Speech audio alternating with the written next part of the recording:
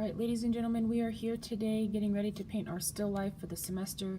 I have already set up my objects in a way where I have a nice focal point here with my radish. I'm wanting to create some circular movement, so I'm being very intentional about how my objects are laying. The little leaf makes you go into a circle, up the corn shuck, down the ruler, back along the ruler, and back to the focal point. And it's a continuous circle. I'm being careful not to point anything off the edge of the paper. Once you have your setup, we're going to pull out a lamp. So I do have my lamp right here to the left, and I want to play around with moving this lamp to the left, to the right, and what I want to focus on are my shadows, the cast shadows of the objects. So if I pull the light a little bit to the left, you can see how that will change the look of the still life. If I pull the lamp a little bit more behind and light it from behind, that significantly changes my setup as well. So you're going to find that spot that really speaks to you. Perhaps I want it over here on the left side, and this is what I'm going to do. Okay, so once I have my light set up, I would encourage you to grab your phones or an iPad and capture it. So if I pull my phone up here, I'm going to, play around. Do I want to view my still life from above? Do I want to come down lower? Does that change the scenario? And perhaps I do want to come a little lower. Get it so I can hold my phone and take a picture. Here we go. Kind of get it cropped how I want to paint it and capture my image. Okay. Once you have your image captured, that way if we ever need to set it up again later on for lighting and objects, we know what it looks like. Okay, so once you have it set up, we're actually going to draw this image. So we're going to come to our paper, and in order to start the drawing, we're actually using charcoal. Charcoal is the quickest way to get that underdrawing. It's fast, it's furious, it's very forgiving. We're using two kinds of charcoal. There is something called vine charcoal and something called compressed. The vine charcoal comes in cylinders. They're little tubes. They come in a large piece and a small piece. In fact, this is called jumbo charcoal and this is called vine charcoal.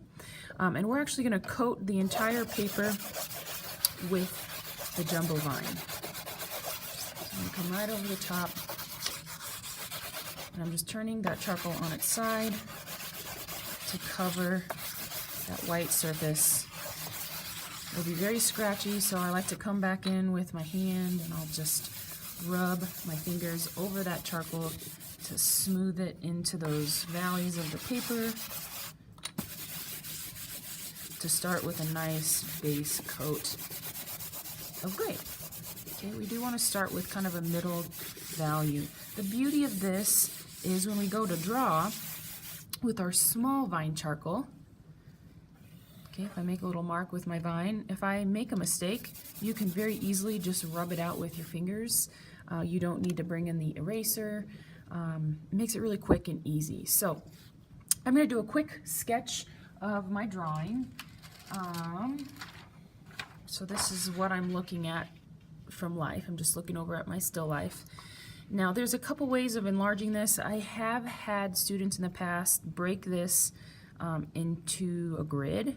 So you could break the sides into thirds, dot that across, break the tops into thirds, dot that across if you need it to kind of see where your objects lie in the quadrants. You can just use the rule of thirds to help you see that. And then you do the same thing on your paper. So let's say here's my rule of third, here's my rule of third, there and there. Okay, so there is where I'm going to paint, and you could simply go through one box at a time if that helps you. If I'm drawing this lower box, there's part of a ruler and a little bit of my radish. If I make that a little darker inside this first box, and I could start by drawing what I see just in this one box. There's a little piece of a radish right here, a little piece of a stem that comes up, and the ruler,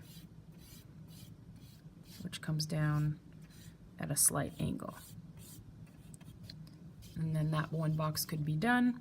Moving up to this next box, you know, my radish continues up and around, and my leaf kind of curls around.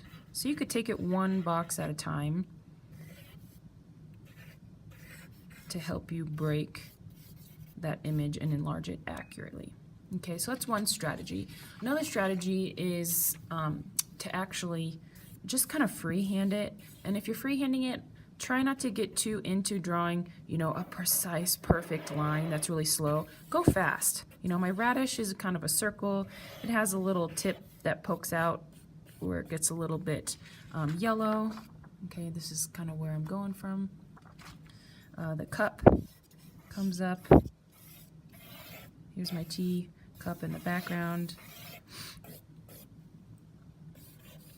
And keep it very loose when you're first starting. Okay, if you need to correct an angle, you know, correct the angle, and then just use your finger to rub out the areas that you're not going to keep. Okay, here's my teacup handle. My ruler down here at the bottom comes across. It should be very quick sketch. Okay, I'm coming in and rubbing out my rule of third lines to kind of help see my objects.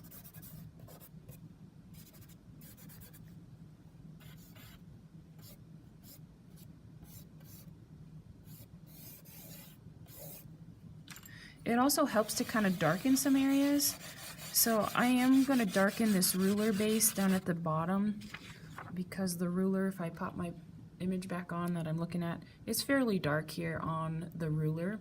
It's also kind of dark here on my radish, so I could darken, you know, that right side just to help see that shadow if that helps me. But again, it's very, very loose.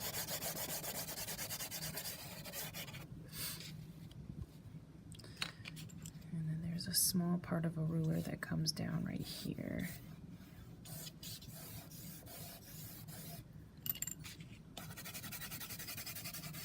And it does not have to be exact. It's okay if it's a little different. We're doing an interpretation of our objects. So just get it close, and that's all you really need to do. Okay, and here's my little corn shuck here on the top. And perhaps I'm going to just curl my corn shuck around, even though it's not that way in my picture, just to help the movement go in a circle. You're welcome to change your drawing. Okay, so I'm going to continue to add a little bit to my drawing, shade in just a little bit here and there. If you're having a hard time shading, you could actually come in here with the eraser, and you could erase out highlights. So looking at my radish, or even my tea cup, you know, the radish is fairly light here on the tip, and it's really light here on the right side of the cup. I could in fact erase that out with my eraser to pull out a highlight. And that might help you see your form a little bit better, because it's not so dark in those areas. The only thing is, if you're using this technique to erase out, you want to be careful not to use your hand to swipe those crumbs away, because if you do, you're going to smudge all of your charcoal. Okay, so I'm going to draw a little bit with my eraser. Maybe my corn shuck has a little bit of some textural lines to it, just to help me when I go to paint. Okay, so once you have your erasing done, we're going to use a drafting brush, which are these nice brown brushes found on the back counter, and you're just going to sweep those eraser crumbs away. And that's really my drawing that I'm going to start with when I go to paint. Very loose, very quick. Now, before we start painting, important step, you do not want to forget to spray it. We're going to spray it using workable fixative, which looks like this. It's a little spray bucket. This will be found on the back counter. This has to be sprayed outside. So you're going to step outside, hold the spray bottle about 6 inches from the surface, give it one nice even coat. It takes about 10 minutes to dry outside, and then you'll come back, or you'll go back out and get it, pull it in, and then we're ready to paint. Okay, so this is the first step in our painting, is getting that underdrawing complete and sprayed, and then we're ready to start. Thank you.